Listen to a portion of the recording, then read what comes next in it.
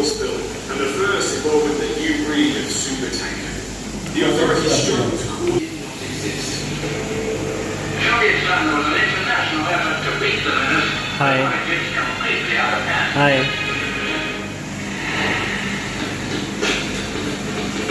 In operation since 1968, ITOP is now the maritime industry's primary source of objective technical advice about marine spills of oil and chemicals. The Torrey Canyon, it's a not-for-profit organisation for industry. I want to find out what they're all about, so I'm visiting their headquarters in London to meet with Managing Director Karen Thane. Karen, tell me about the role of ITOP. What exactly do you do? Oil and chemical spills, and we provide that to the shipping insurer and also to the local governments, local environment agencies, and to all the people affected by the oil spill. And how involved are you in the process? Do you get involved right? And then we may send one or even two people straight out on the next flight and go to the country and be there as quickly as possible. And learning from every incident. As well as Strong scientific background because they're going to have to deal with some very emotional setback situation. They're going to have to apply their science but also try and calm the situation. just one of several tankers that collided in a world migration was a baptism of fire. 1970s saw around 25 major tankers every year. Accidents releasing over 3 million tons of oil into the sea. That kind of oil, it is. However, 200 Spills from tankers, the total amount of oil spilled is in the hundreds of thousands of oils, and when it's very difficult to clean, so it's more of a challenge when it comes to People like this. React to future incidents. Beginning with one crucial factor. While getting incidents, it's really important to consider the type. जो दबा था चालू हो I come to Cedro होगा in Brittany, जो दबा था फिर चला especially था in water. It's in sample of 3 different types of oils. We're going to see how these oils differ in their behaviour, starting with the lightest, and diesel. You can see it's exactly like water, with a low viscosity, low density. It's quite Very, very thin sheet. yes. As diesel is highly volatile, it will evaporate quickly into the atmosphere and won't persist long in the marine environment, meaning the cleanup is rare. But not as much as the diesel oil burning. Around 20-40% of This piece of 2 days ago, this medium crude oil was placed in the polygrove in order that the effects of weathering could be observed. you can see already it's very different to the one we had in the beaker. You can see here it's much more viscous, the color changed. The reason is because the night compound already evaporates and you have different phenomena that started already. The one that have the most action is what we call water in oil emissions, when you have droplets of water that are mixed in the oil. And that will increase the volume, sometimes up to 5 times.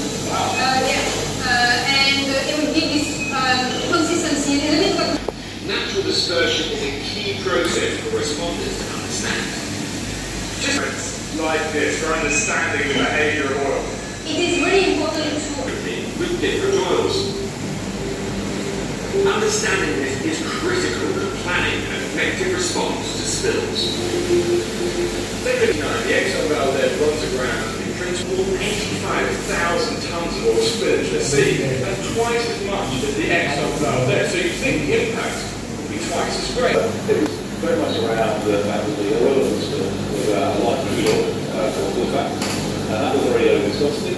So you can see the crushing waves there. And the force with those force 11 to 12 winds, gusting 13, 14, so it's pretty wild out there. And you can see the waves actually breaking that slate part, that's dispersing into the water body. In fact, if you look around the air itself, the vessel itself, you can see that kind of coffee-coloured moving tuna. And that's actually the visual evidence to show that the oil is being broken up into these really small oil droplets. really tiny, about 70 microns. It's head my weight, and what that meant was that, compared to the XLLs, we had twice the volume of oil that we ran, but actually the environmental impact was pretty minimal. And that's because the big oil is by the process of evaporation and dispersion. Phenomenon and how nature has equipped itself with a solution. And the other thing is, you are completely independent with your vessel. Therefore, it is especially used for drag seas when you have only one vessel that you don't have to mobilize the other one. Therefore, we call it our primary choice of recovery. During the Prestige spill in 2002, equipment like this was used to great effect. 16 specialised response vessels were mobilised, collecting some 17,000 tonnes of oily waste between them, and over 70% of this was recovered by just 2 vessels, overfitted with rigid sweeper cars. Are there disadvantages? Yes. The micron size droplets formed as a result of their dilution by the sea's natural mixing energy and degrade over time by microorganisms. Dispersants can be sprayed from a variety of different platforms. It can be a seagoing vessel, or it can be sprayed from the air from a rotary helicopter or a fixed-wing plane. Each of them have different advantages, different payloads, but basically when you're applying dispersants, you can treat large slick areas quite quickly. South Wales, seeing the growth of serious oil spill, is also one of the most effective uses of dispersant. A period of 6 days gave the responders a technical advantage. And these are well-practiced examples of team. And we need to think about how it might affect sensitive areas such as fish spawning grounds or aquaculture. The dispersed oil from the Sea Empress was particularly affecting the shallow populations of bivalves, clams like cockles and other shells that are living in the sea. Those species and habitats around temperature within 5 years, most within 2 years, were back to. But despite this success, it's worth remembering that the use of dispersants is not universally accepted. In many countries, their use is restricted or banned. When they are That resulted in a net environmental benefit, where the oil can be left on the sea surface, can come ashore, can be removed. Yeah, in that case, probably would not. there is an alternative to containment recovery and use of dispersants, which is not for instance, it requires quite specific conditions, but it can prevent large accumulations of oil, and that's in situ burning. None of us can forget these images. Deep water horizon, one hour severe.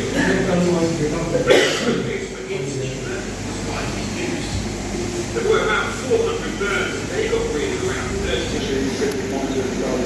What's going on? Similarly, what might be catching utility, sometimes ये शायद रूप किस type का show light वहाँ पर पीछे कैसा दिख रहा है पोलर ट्रैवल और mix and mix polar travel show light There are other types that actually polar travel भी है एंड मिक्स यहाँ पे रिसर्च करना बहुत टफ हो जाता है different areas at different times and provide the optimum solution. it seems to be not a case of just choosing a type of response. Finding Material can be used to move the material into the serve zone, then net or sort the material and recover the released oil. This technique is most effective in high energy seas. I thought if there is sensitive air control of the particular flowing pressure on the oil through the environment, the main principle is to minimize the impact of the oil and the heat up. So when you heat up, you can When to stop. They agree in advance on the project aims and set realistic targets based on the techniques in use. It all goes back to the importance of But one particular illustrate supported by heavy machinery and locally available equipment. And secondary cleanup measures including surf washing, flushing and hot water and high pressure treatment were completed by the 6-month mark. At the contingency planning stage to make sure that it's integrated as part of the overall. Let's look at those one by one. Firstly, and most importantly, can you reduce how much oily waste is generated? Ideally, use materials that water can collect. And try tools, especially solvents, which can further complicate the disposal. Next, we should reuse cleanup resources such as oil equipment and protective clothing wherever possible. And waste oil has calorific values, as sometimes it can be recycled as fuel for generating heat or as raw material for building projects. And the final and least desirable option when waste comes trench coast. Here in Brittany, they become all too familiar with major oil spills. The tanker carrying at least 24,000 tons of fuel was ripped in two by gale force winds. Whenever there's an incident, it's important to consider the type of oil that's being spilled, because this will affect the overall volume of waste. Using up different grades of oil, like products, crude, the fuel oils, and they will behave differently. Storage space. When we collect oil from the sea surface, once the oil comes to shore, it can be mixed with many other materials, sand, pebbles, wood, plastics, and seaweed, and it can be difficult to separate them out. It's likely to come ashore at the same places where debris collects naturally, so the coastal survey can identify these spots, and it may be possible to make collection and disposal easier by clearing away. Like fishing gear and agriculture and floats that everything that oil touches is actually accumulated. Is to clean oily sand on sites. The problem is due to this lack of space and the whole streams where it mixes together at some point. So it didn't segregate the waste, but in the end, they actually put it together. What problem does that mean for us later on? It makes the treatment of the waste much more difficult, much longer, and more expensive, because basically you have to reseparate the stuff. In shoreline cleanup, oily waste is normally stored lower. This allows some time to decide Oil leaking from the secondary storage sites. It would be really frustrating to find that sites that were previously clean and oil was just falling. That we then put inorganic substances like quicklime, and that actually binds the material together and stops the oil leaching out, which makes it easier to dispose of. And in some cases, then you can use that in, say, land reclamation projects or as a road building material. and when it's things like Organic waste, there's not too heavy on it. One option is to try and compost that down to management sites that are especially designated for accepting hazardous waste, which is what really waste from the oil spill interests in. These specialist hazardous waste sites are actually few and far between. Quite often that means they can only be located quite a considerable distance from where the waste is actually being generated. the majority of waste from oil spill cleanup is likely to end up in either landfill sites or an incinerator. We should still make sure we exhaust all other avenues before taking these options. Quite simply, the key to it is thinking ahead, because if you're continuing Another key habitat is the ship shoreline. Many beaches disposal of waste might be more complex because due to this series, they're among the most distressing emotive images associated with oil spills. And while the incident remains in the public eye, these images can influence a great deal of debate and decision making. But what is the truth about the impact an oil spill can have on the environment? In 1996, the SeaCare grounded here in Milford Haven, and 10,000 tons of oil washed up on the Pembrokeshire shoreline. Many beaches, including Manavia, were heavily contaminated. Today, the damage caused by the spill is a distant memory of a marine ecologist with 30 years of professional research experience, John Moore. John, tell me about the impact that oil spills have on the environment. That's any simple way to put the environment trade in place. Rather than different habitats and species, we can all react very different. Many spills look terrible, but any habitats, some species are longer lived, recovery may be not the majority of the country. The nature and the duration of the shoreline. By the time of the Exxon Valdez spill 22 years later, the use of those detergents is still according to sensitivity. For example, sensitivity atlases are called soft sediment habitats like mangroves or salt marshes are high index, while exposed rocky shores generally feature a low index.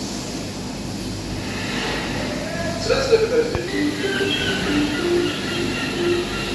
I want to find out how the way when oil is spilled into the sea, it remains floating on the sea surface or just below the sea surface, and then sprayed with the action of watercolour and wind waves. The heavier, more viscous oils, things more persistent. How does it prevent them from diving with their fly? They can't dive, and over a period of time, starvation, they go downhill, body condition. A bird which then met pre-designated criteria will pass as healthy enough for release. During that, we emitted 908 kilowatts from the area, and we managed to rehabilitate 450. Rehab rate is often much lower. The Erica spill in 1999 resulted in 63,000 oil seabirds being collected. Only 50 were successfully cleaned and released, representing 14% of the total taken in.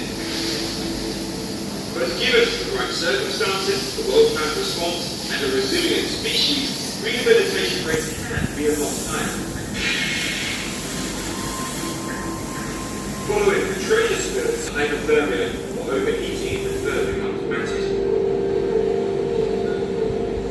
Floating oil may also threaten marine reptiles, in particular turtles are vulnerable during nesting season. Some of oil gets trapped in mangroves near coral reefs and is then slowly released, and they can take a long time to recover. Moving now from nearshore to shoreline habitats, soft sediment shores and fine sands and mud tend to be highly biologically productive, often supporting large populations of migrating birds and sediment-dwelling invertebrates. Oil can end up buried here in fine sediments, sometimes persisting for many years. Internal gas होंगे इसका 1000 metre 600 metre 200 metre 200 metre OSD indicator है हाँ floating tank है flexible tank है flexible का मतलब flexible tank ये floating